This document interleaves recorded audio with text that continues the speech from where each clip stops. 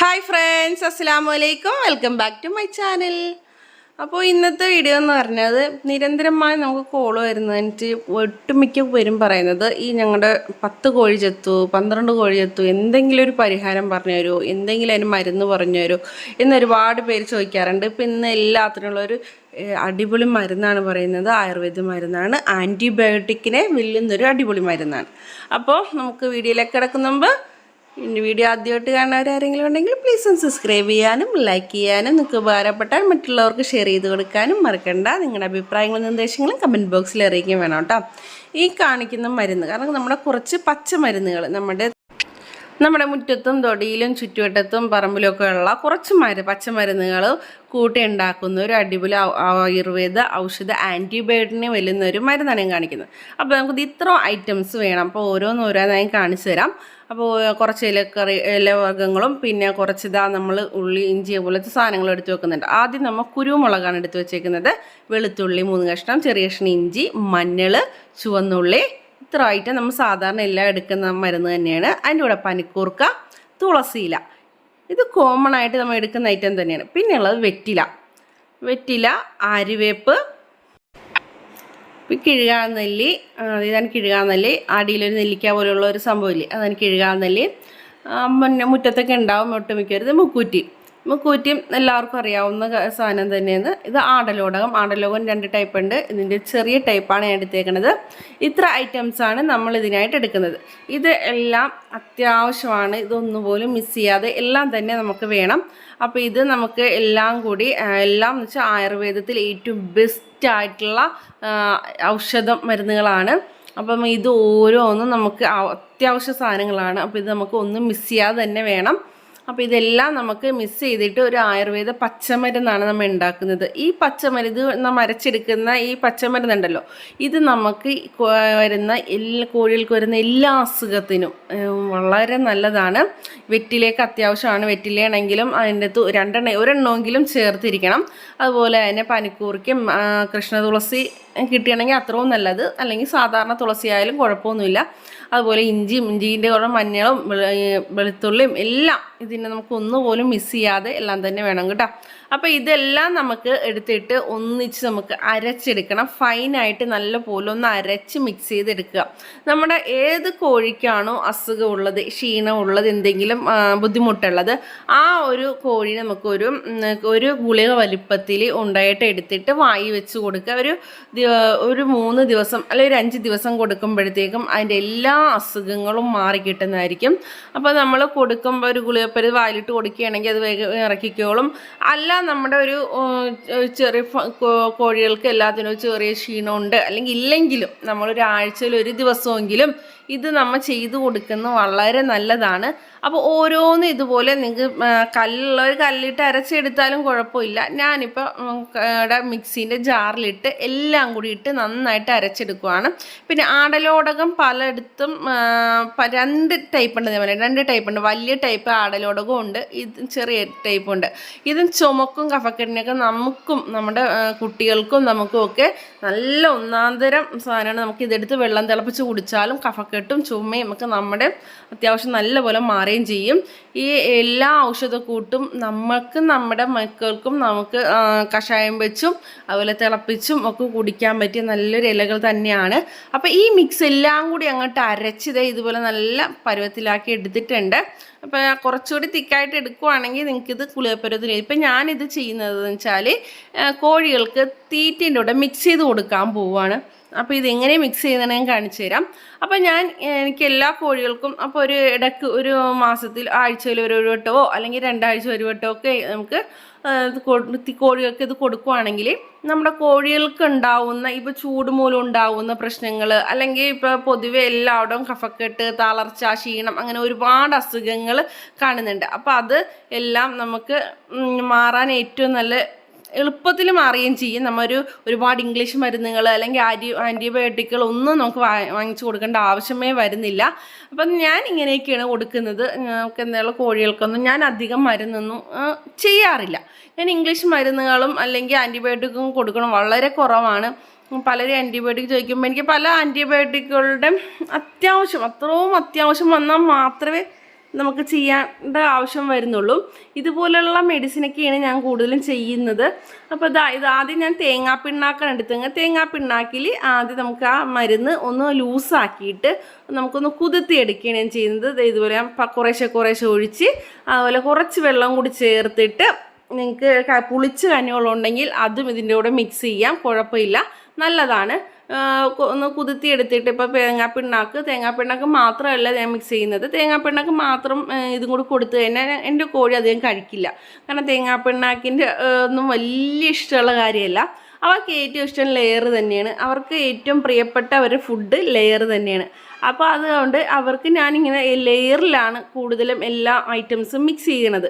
അപ്പോൾ തേങ്ങാപ്പിണ്ണാക്കിലും കുറച്ച് ഇതുപോലെ മിക്സ് ചെയ്തിട്ട് ബാക്കി നമ്മൾ ലെയറും കൂടി ഇതിൻ്റെ അകത്ത് മിക്സ് ചെയ്യുവാണെങ്കിൽ അവർ ഒന്നുപോലും ബാക്കി വെക്കാതെ ഫുള്ളായിട്ട് കഴിച്ചോളും. അപ്പോൾ തേങ്ങാപ്പിണ്ണാക്ക് എന്താ ചേർത്തതെന്ന് വെച്ചാൽ നമ്മുടെ ഫുഡ് കുറച്ച് ഇതാക്കി എടുക്കാനാണ്. കാരണം നമുക്ക് എല്ലാ കോഴികൾക്കും കൊടുക്കണമെങ്കിൽ അതുപോലെ എക്സ്പെൻസ് ചെയ്യാൻ നല്ല കൂടുതൽ സാധനം വേണം. അപ്പോൾ എല്ലാവർക്കും നമുക്ക് എല്ലാ നേരം ഇപ്പോൾ രാവിലെ ലെയർ ഫുള്ളായിട്ട് കൊടുത്തതാണ്. അപ്പോൾ ഒരു നേരം നമുക്ക് കുറച്ച് മെച്ചം വെക്കുന്ന രീതിയിൽ ചെയ്യണമല്ലോ, അതുകൊണ്ടാണ്. അപ്പോൾ ഇങ്ങനെ ചെയ്യുവാണെങ്കിൽ നമുക്ക് ലെയറിനെ അത്രയും മെച്ചം വെക്കുകയും ചെയ്യാം, ഫുഡ് നമുക്ക് ലാഭിച്ചെടുക്കുകയും ചെയ്യാം. കോഴിക്ക് വളരെ ഹെൽത്തി ആയിട്ടുള്ള നല്ല മെഡിസിനായിട്ടുള്ള ആയുർവേദിക് മെഡിസിനായിട്ടുള്ള ആൻറ്റിബയോട്ടിക്കിനെ വെല്ലുന്ന ഒരു മെഡിസിനും കൂടി ആവുകയും ചെയ്യും. അവരുടെ ശരീരത്തിൽ എന്തെങ്കിലുമൊക്കെ ക്ഷീണവും തളർച്ചയുണ്ടെങ്കിൽ അതും അവരുടെ ഇതോടെ മാറിക്കോളും. അപ്പം നന്നായിട്ടൊന്ന് മിക്സ് ചെയ്ത് ഇപ്പോൾ കുറച്ചുകൂടിയൊക്കെ വെള്ളവും ചേർത്ത് ഞാൻ ഈ പരുവത്തിൽ മിക്സ് ചെയ്ത് എടുത്തിട്ടുണ്ട്. ഇനി നമുക്ക് കോഴിക്ക് കൊണ്ടേ കൊടുക്കാം.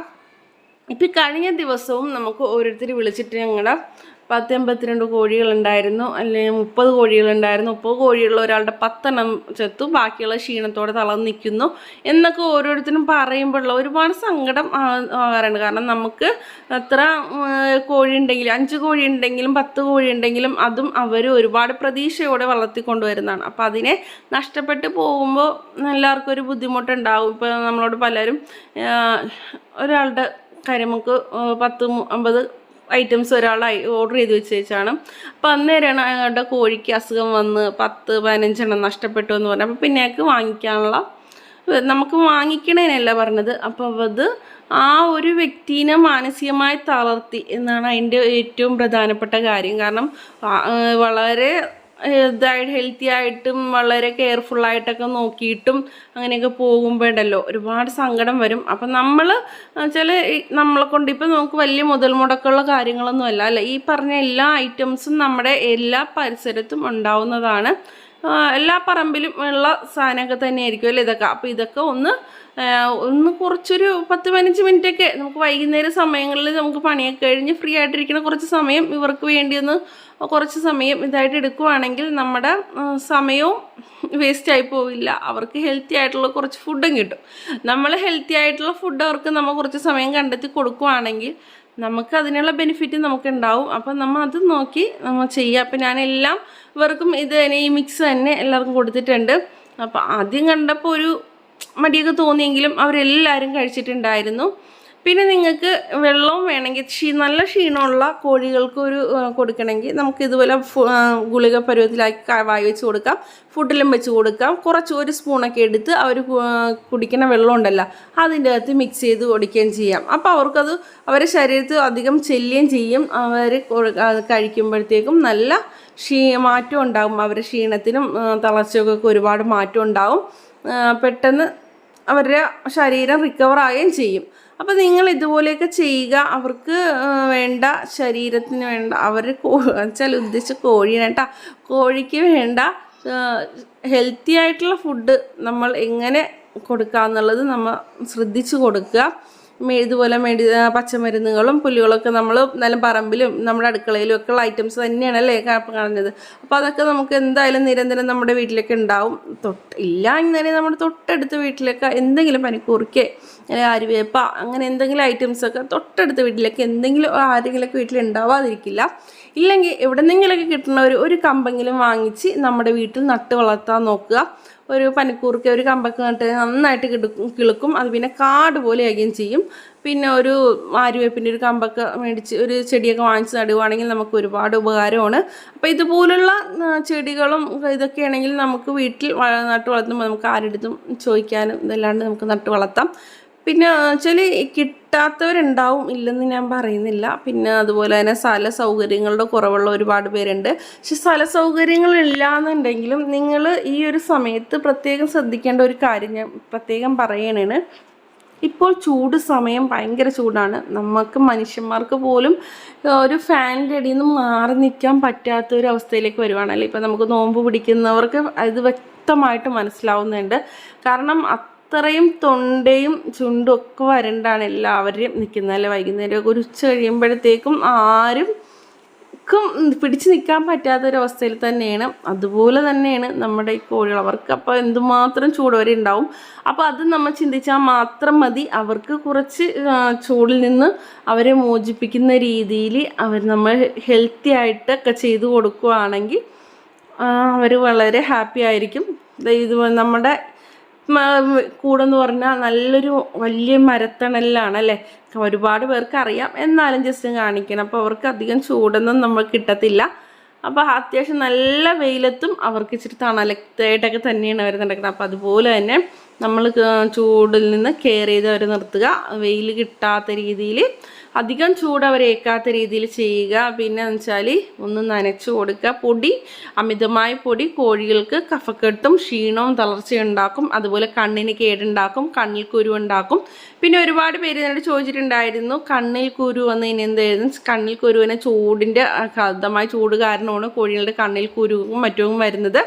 അപ്പോൾ അതിന് നമ്മൾ തണുത്ത വെള്ളം കൊണ്ട് കോഴി കണ്ണൊക്കെ കഴുകി കൊടുക്കുക. സിപ്ലോക്സിൻ ഒരു മരുന്നുണ്ട്, അത് വാങ്ങിച്ചൊന്ന് കണ്ണിലൊഴിച്ച് കൊടുക്കുക. അങ്ങനെയൊക്കെ ചെയ്ത് കഴിഞ്ഞാൽ അവരുടെ അസുഖങ്ങളൊക്കെ മാറിക്കോളും. അപ്പോൾ അതുപോലെയൊക്കെ ചെയ്യുക. ഇപ്പോൾ ചോദിക്കുന്നവരോട് നമ്മൾ നല്ല ഒക്കെ പറഞ്ഞു കൊടുക്കാറുണ്ട്. നമ്മളെ വിളിച്ച് ഒരുപാട് സംശയം ചോദിക്കുന്നവർക്കും നമ്മൾ പറഞ്ഞു കൊടുക്കാറുണ്ട്. അപ്പോൾ ഇത് നിങ്ങൾക്ക് നിങ്ങൾക്ക് ഞങ്ങളെ വിളിക്കണമെന്നുണ്ടെങ്കിൽ വിളിക്കാം. നമ്മൾ കോഴികളെ വിൽപ്പനയ്ക്ക് ചില വീഡിയോസ് ഇട്ടിട്ടുണ്ട്. ആ വീഡിയോസിൽ ഞങ്ങളുടെ നമ്പറുണ്ട്. ആ നമ്പറിലേക്ക് വിളിച്ച് കോൺടാക്റ്റ് ചെയ്താൽ നിങ്ങൾക്കുള്ള സംശയങ്ങൾ ഞങ്ങൾ പറഞ്ഞു തരുന്നതായിരിക്കും. അപ്പോൾ അതുപോലെയുള്ള കൊച്ചു കൊച്ചു സംശയങ്ങളും ഇതൊക്കെ നിങ്ങളുടെ പറഞ്ഞു തരുമ്പോൾ ഞങ്ങൾക്കും സന്തോഷം, കേൾക്കുന്ന നിങ്ങൾക്കും വളരെ ഹാപ്പി ആവുന്നു. അപ്പം നമ്മൾ ഒരു ഫാമിലി പോലെ മുമ്പോട്ട് പോകുമ്പോഴത്തേക്കും നമ്മളറിയാതെ പലരും പരസ്പരം ഒരുപാട് സൗഹൃദത്തിലാവുന്നുണ്ട്.